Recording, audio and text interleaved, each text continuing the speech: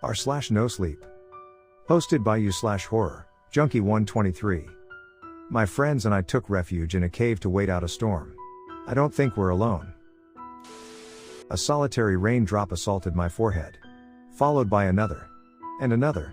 Soon a soft pitter-patter of droplets began falling all around me, pulling me back to consciousness. I glanced down at the half-empty liquor bottle in my hand and then turned to the sky. An angry black cumulonimbus cloud loomed overhead, threatening to spill its contents onto my cabin cruiser at a moment's notice. The boat was already swaying back and forth as gravity began a violent match of tug-of-war with the waves. Fucking hell, I grunted as I attempted to stand. I hurriedly ducked into the cabin and plopped down in the driver's seat. I tossed the bottle of whiskey aside, hitting the carpeted floor with a soft thud. I promptly started the engine and slammed the vessel into drive. The rain was picking up already. "Hey man, what's happening?" John wondered aloud as he groggily rubbed his eyes. "What the hell does it look like? We're in the middle of the fucking ocean and this storm is approaching faster than Frank if we were college girls." I chuckled to myself, but John didn't find it amusing. His eyes grew wide as dinner plates as he uttered, "Oh fuck. Davey, I thought you were supposed to be on deck watching for clouds or some shit." "Yeah well, that was the plan until Mr. Jameson got involved," I muttered, nodding toward the bottle of booze rolling across the floor. "I heard what you said about me," Frank slurred as he stumbled toward the steering station. "Go back to sleep Frank, you're drunk." "You too John, I got everything under control. You don't tell me what to do." "I'll do what," Frank was interrupted mid-sentence as a lightning bolt cracked through the air, sending thunder echoing around the cabin. "Okay I'm going, but only because I want to," he spat. "Big baby," I mumbled as he slunk off to bed. After a little over an hour we finally reached a rocky coastline. We were cruising parallel to the shore, only about a 15-minute ride from our destination when it happened. The water grew choppy and the wind howled savagely. Clouds covered every inch of the sky. Without warning, rain pounded down from the heavens in sheets, brutally slapping against the windshield. My visibility suddenly tanked. My heart smacked against my ribcage, attempting to escape from my chest. Sweat pooled above my brow, but I kept my composure. We were in deep shit and now was not the time to panic.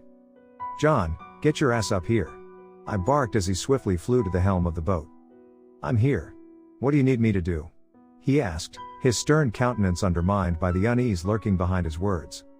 "Turn on the radio and try to reach the Coast Guard," I requested as John started fiddling with the controls. I provided him thorough instructions as he obediently carried out his task. "Good, now that you've got it working, hold it up to my mouth." I clutched the steering wheel so tightly that my knuckles were turning white as I struggled to maintain control of the vessel. John extended the radio so far that it lightly grazed my beard. "Not that close, you dingbat," I chastised as he retracted his hand slightly. "Perfect. Now hold down the button on the side." "Hello, can anyone hear me? This is David Jones of the Queen Elizabeth's Revenge, please come in." "Hello, can anyone hear me? Anyone, do you copy?" Nothing but static flowed from the device. Shit. The boat was vigorously tossed from side to side as unrelenting waves continually clobbered the stern. It was only a matter of time before we'd be dragged onto the jagged, unforgiving beachfront. Or worse, we could capsize. I had to think fast. I frantically scanned my surroundings for something, anything that might offer a sliver of hope. And then I spotted it. Our salvation. Barely visible through the onslaught of rain, a vast cavern lay embedded into the shore. I thrust the throttle forward, my eyes glued to the opening. "What is it? What do you see?" "Over there. See that cave opening? If we can just make it in there we should be able to wait out the storm or at least hunker down until help arrives," I explained, attempting to mask the dismay in my voice. "Hey, what's going on out here?" "Shut up Frank." John and I screamed in unison. Frank murmured incoherently to himself as he disappeared back into the sleeping quarters. The entrance was rapidly approaching. Just as I thought we might be in the clear, a massive wave battered the starboard bow, sending John and me crashing into the wall. Random items from around the cabin were flung everywhere. It was as if a tiny tornado had ransacked the room, leaving a disgruntled captain in one hell of a mess in its wake. "Holy shit," I croaked. A throbbing pain sent shock waves searing through my lower back. I brushed it off the best I could and scrambled to my feet, hastily reclaiming my chair. I was granted a brief moment of repose when I noted that we miraculously hadn't capsized. I steeled my resolve and channeled all my remaining energy into getting us to safety. We weren't out of the danger zone yet. What the fuck was that? John groaned as he wearily stood. I disregarded his question and kept my eyes locked on the cave. Out of my peripheral vision I could make out the hulking form of another enormous surge of water quickly approaching. We were so close. Just a little further. My hands ached from how tightly I gripped the steering wheel, but I didn't dare loosen my grasp.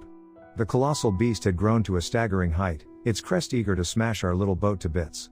I only saw two possible outcomes. Either we made it into the cavern unharmed, or we'd be dashed against the rocks like a housefly in a windowsill. I pushed the craft to its limit, catapulting us forward on sheer willpower. Come on, I breathed through clenched teeth. The wave crashed down behind us, barely avoiding a catastrophe, and propelled us into the alcove. I let out a breath I didn't know I'd been holding and eased off the throttle. I glanced over to John as a smile inched its way across my face. The color began to flush back into his features and he stared at me slack-jawed, speechless after witnessing the incredible feat I had just accomplished. "We fucking did it, buddy," I yelled, overcome with gracious reverence to whatever deity had decided to spare our lives. John rose to his feet. He silently shuffled over and threw his arms around me. "You fucking saved us," he uttered through joyous tears. "You bet your ass I did. Now go check on Frank," I commanded as he released me from his iron grip. I stationed the boat and allowed myself a moment to soak in our surroundings. My eyes took a bit to adjust to the inky darkness. The cave was spacious. The entrance, however, was a lot more narrow than I had initially realized, which would work to our advantage. It could offer adequate protection from the elements until the storm relented. The ceiling must have been at least 5 stories high. Hundreds of stalactites adorned its surface like glistening icicles overhead. A small beach area lined the back wall and it appeared to tunnel deep into the earth. A growing sense of trepidation bubbled inside me the longer I gazed into it. The alcove was dimly lit, but that section was too dark. I couldn't shake this intense feeling of dread and my mind began conjuring up images of whatever archaic malevolent force dwelled within, hoping, praying for some unlucky soul to wander inside so it could tear them limb from limb. "Can you believe that bastard slept through the entire thing? Had to make sure he wasn't dead," John scoffed as he re-emerged, successfully snapping me from my trance. "Seriously? We could have been fish food and he would have been none the wiser." John and I spent the next hour cleaning up the cabin while Frank snored obnoxiously loudly from the other room. Once we were finished, John joined me on the deck. The storm hadn't let up, the rain somehow hammering down even harder than before. Again, I found myself transfixed on the impossibly black void. "Fucking creepy, isn't it?" John asked grimly. "That's the understatement of the century.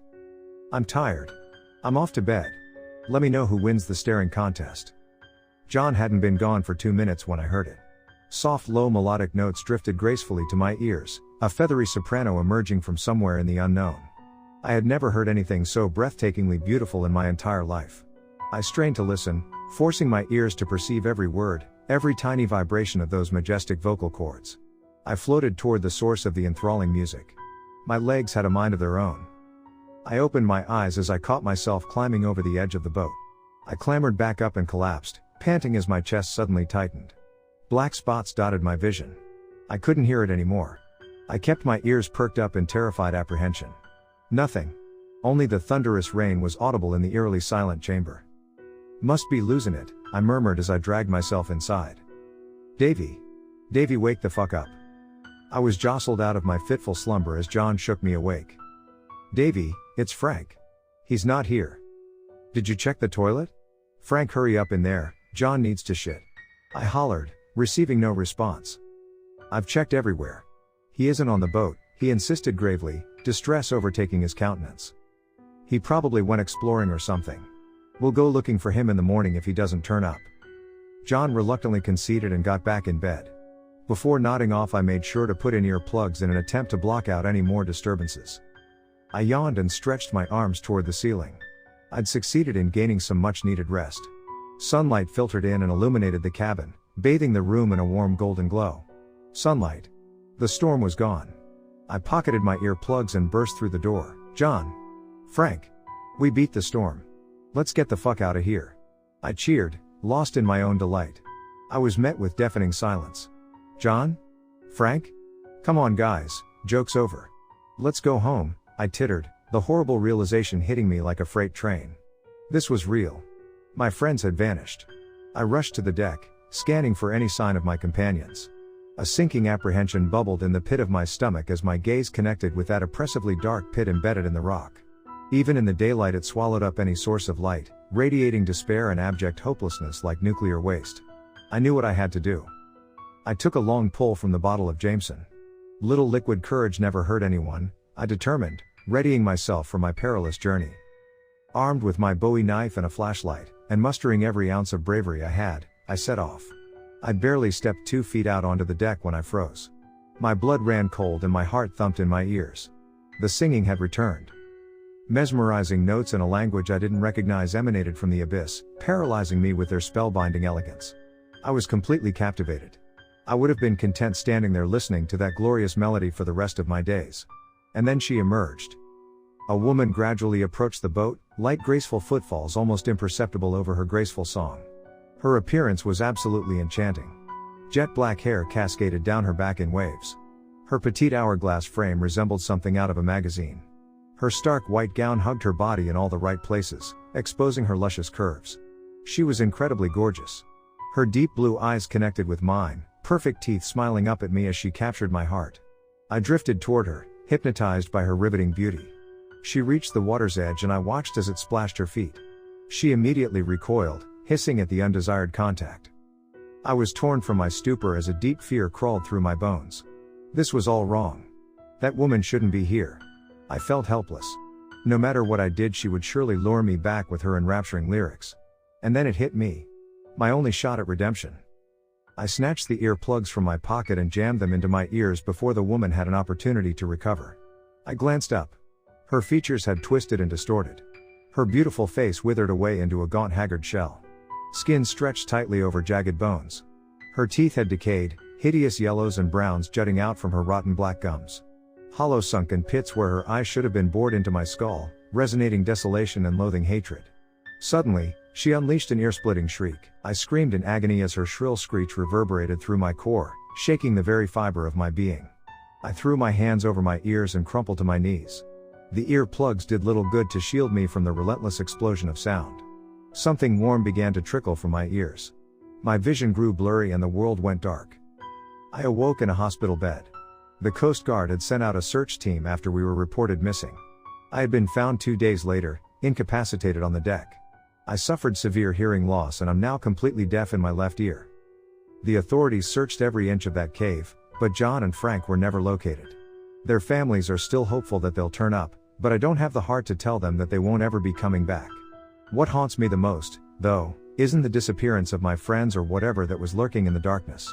No, what torments me every waking moment is that God-forsaken voice that I can't erase from my head.